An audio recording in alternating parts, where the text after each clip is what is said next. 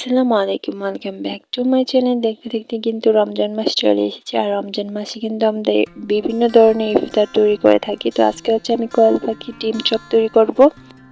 হচ্ছে পারফেক্ট বেসন গুলানোর একটা recipe share করবো। এইভাবে বেসনটা গুলালে কিন্তু আমাদের চপ বা বেগুনি অনেকক্ষণ পর্যন্ত মচমচে থাকবে। তো এখানে হচ্ছে আমি বেসন 1 কাপ নিয়ে নিয়েছি, এটাকে ভালো করে প্রথমে চেলে নিয়েছিলাম। তো এখানে হচ্ছে আমি 3 টেবিল চামচ চালের গুঁড়ো দিয়ে দেবো, আর হাফ টেবিল চামচ বেকিং পাউডার দিয়ে দেবো।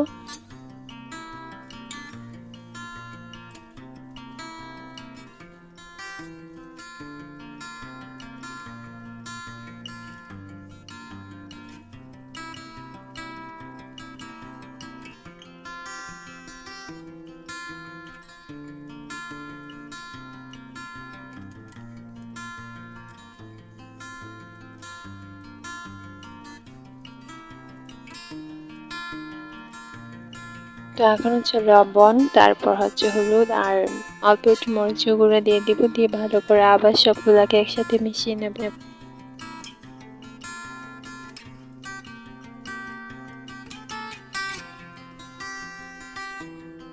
তো এর মধ্যে হচ্ছে আমি এখন আদা রসুন বাটা দিয়ে দিয়েছি, আর আদা রসুন বাটাটা দেওয়ার কারণে কিন্তু আমাদের এই বেসনের যে গুলাটা হবে এটার খেতে কিন্তু অনেক মজাদার লাগবে। এখন হচ্ছে অল্প অল্প করে পানি দিয়ে আমি একটা ব্যাটার গুলিয়ে নেব।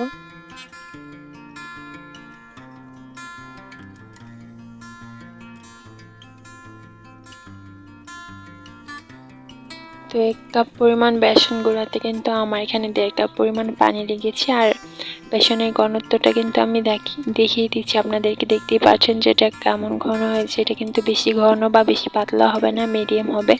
তো এখানে হচ্ছে আমি হাফ টেবিল স্পুন গরম মশলা গুঁড়া দিয়ে দিয়েছি, যার কারণে কিন্তু এটা খেতে আরও বেশি ভালো লাগবে। এটা চাইলে আপনারা নাও ব্যবহার করতে পারেন। এখন এটাকে আমি কিছুক্ষণের জন্য রেস্টে রেখে দেবো, 10 মিনিটের জন্য রেস্টে রেখে দিলে কিন্তু এটা পারফেক্ট হয়ে যাবে।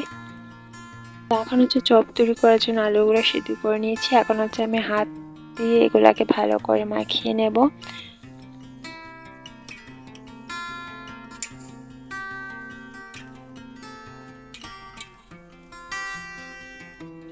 তো আমাদের আলুটা কিন্তু ভালো করে ম্যাশ করে নেওয়া হয়েছে। তো এর মধ্যে আছে আমি পেঁয়াজ কুচি, গাজর কুচি, বরবটি, তারপর হচ্ছে শুকনো মরিচ, ধনেপাতা নিয়ে নিয়েছি। তো এখানে হচ্ছে এগুলাকে এর মধ্যে দিয়ে দিব।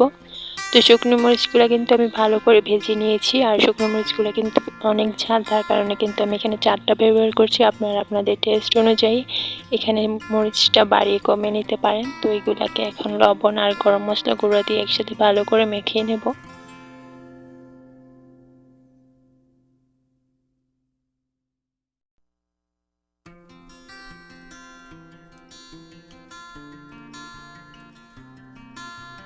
তো আমাদের চপের জন্য কিন্তু আলুগুলো একদম মাখানো হয়ে গেছে। তো এখানে হচ্ছে কোয়েল পাখির ডিমগুলো নিয়ে নিয়েছি। তো এখন হচ্ছে আমি চপগুলো তৈরি করে নেবো। আর কোয়েল পাখির ডিমে কিন্তু অনেক পুষ্টি থাকে। তো আমাদের ইফতার টেবিলে কিন্তু এরকম একটা চপ আমরা রাখতেই পারি। তো হাতের মধ্যে অল্প একটু তেল লাগিয়ে নিয়েছি। তো এখন হচ্ছে আমরা যেভাবে ডিম চপ তৈরি করি সেভাবে করে কিন্তু আমাদের এই চপটাও তৈরি করে নেব।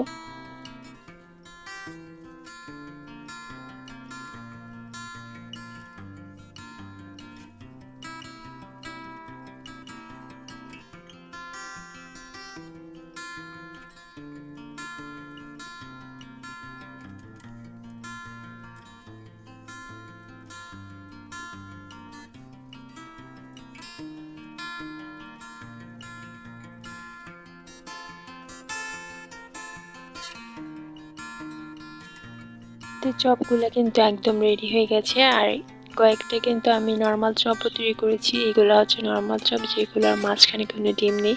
কিন্তু চপগুলো কিন্তু খেতে অনেক মজা হবে, যেহেতু এর মধ্যে গাজর আছে, বরটি আছে, আর গাজরের থেকে কিন্তু একটা মিষ্টি ফ্লেভারও বের হয়। তো আমাদের ব্যাটারটা কিন্তু অনেকক্ষণ রেস্টে রাখা ছিল। তো এখন হচ্ছে আমি চপগুলোকে এইগুলোর মধ্যে ডিপ করে তারপর হচ্ছে তেলটাকে ভালো করে গরম করে নিয়েছিলাম। তো এই তেলের মধ্যে ছেড়ে দিব, আর আস্তে আস্তে করে কিন্তু চপগুলোকে ভেজে নিতে হবে, তাহলে কিন্তু চপগুলো অনেকক্ষণ পর্যন্ত মচমচে। আর চপগুলো আস্তে আস্তে ভাজলে চপগুলো অনেক সুন্দর করে ফুলে উঠবে।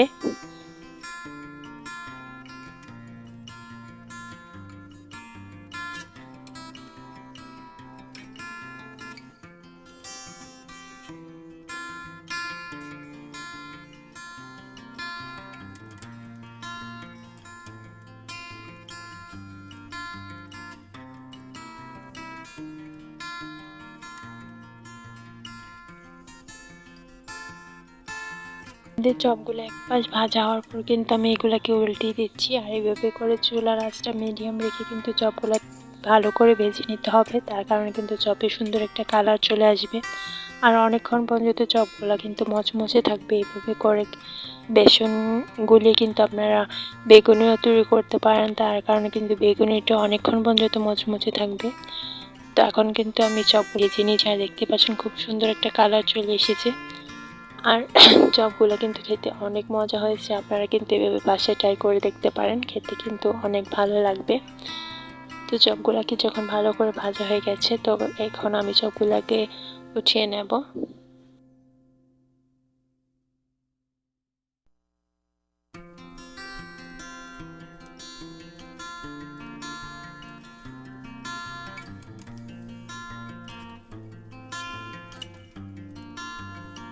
তো আমাদের সবগুলো চপ কিন্তু ভাজা হয়ে গেছে, আর এই চপটা খেতে খুবই মজা। আর যেহেতু এইখানে আমরা কয়েক প্যাকেট ডিম আর সবজিও ব্যবহার করেছি, এই কারণে কিন্তু এটা অনেক পুষ্টিকর। আমাদের ইফতার টেবিলে কিন্তু এরকম একটা চপ আমরা রাখতে পারি।